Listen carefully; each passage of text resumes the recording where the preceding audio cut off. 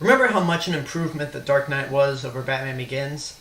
Remember how much better The Empire Strikes Back was over the original Star Wars? That's this movie.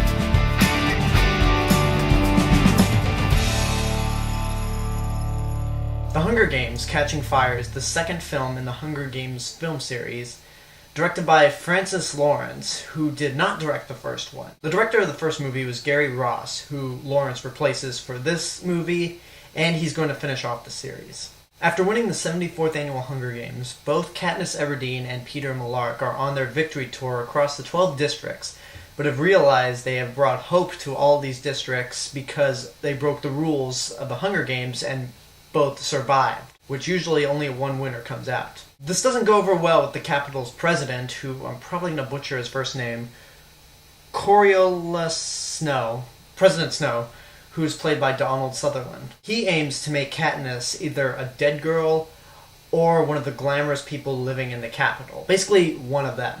So he sets up the 75th Annual Hunger Games, also known as the Third Quarter Quell, in which all the tributes are two victors from the past Hunger Games from each district. So Katniss and all the other tributes have to fight to the death and also survive. This is one of those movies that comes around once in a while where it's a sequel to a movie and it's better than the first movie, or just as good. But in Catching Fire's case, it's better. This is like The Empire Strikes Back, Aliens, Terminator 2, The Dark Knight. It improves on the first one in a great way. All the things in the first movie that were either handled poorly or felt absent are addressed in this movie. No shaky... Well, okay, there's one shot of shaky cam. But other than that, in terms of the action, Francis Lawrence shoots it in a way to where you can see everything. The action is very well shot. It's got some beautiful cinematography, especially during one shot in particular in the arena. And given that this film was partially shot in IMAX, I cannot wait to see it again and see how good this movie will look in the IMAX format. The Capitol and President Snow also pose a much bigger threat. As fellow YouTube film critic Chris Stuckman has said in his review of the movie, seeing the Capitol in this movie is like seeing how the Empire operates in The Empire Strikes Back. And he is not wrong. You really get to see how they operate. You see President Snow be very villainous. And Donald Sutherland does make for a very effective villain, even though I mostly remember him from his role in National Lampoon's Animal House. When you see the 12 districts try to gain hope, or do things that would lead to a rebellion, you see that the Capitol and their stormtroopers, that's pretty much what they are, come in and basically assault and kill those who would oppose the Capitol. Again, it can be drawn to the Nazi party back in World War II, but I think it works pretty well.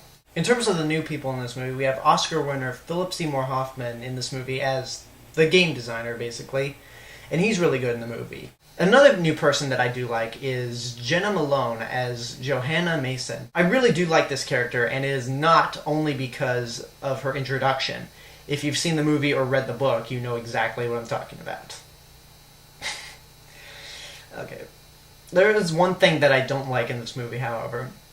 And you could call it a nitpick because it lasts for just one scene. There's a scene that happens in the 12th District where an officer is beating up Gale Hawthorne, played once again by Liam Hemsworth, and this guy is trying to be really evil, really menacing, but it comes across as too over the top, to the point of it just being laughable. It also doesn't help that he's trying his best Christian Bale Batman impression. Also, he just seems to disappear after that scene, and without reading the books, I have a feeling that he might pop up again in Mockingjay. Again, I didn't read the books, so I don't know if he does or doesn't, but we'll see. Other than that, there's really nothing else bad I have to say about this movie. It's very entertaining, well written, well acted, well directed, well shot for once, has great moments of tension and emotion, and it's really good. So my rating is to just get off your ass and go see it now. This is truly a sequel that improves on the original in more ways than one. The ending also got me really pumped to see the last part. Although I wish Mockingjay wasn't split into 2 movies. I haven't read the books, but I'm just not for splitting a book into 2 movies thing. I mean, it worked for Harry Potter, but it didn't work for Twilight at all, and we still don't know how it's working for The Hobbit. But whatever, I'm excited to see the last 2 movies. And yeah, that's my review for Hunger Games Catching Fire. Leave a comment if you've seen the movie, subscribe to my channel for more stuff in the future, check out my other channel, AlexG8462, follow me on Twitter at AlexG8462, follow me on Instagram at TheRealMrRobinson, and like me on Facebook /The Cinemas of Mr. Robinson. Share me with your friends and tell them about me, and remember, know it before you see it. This has been The Cinemas of Mr. Robinson, and I'll see you guys later.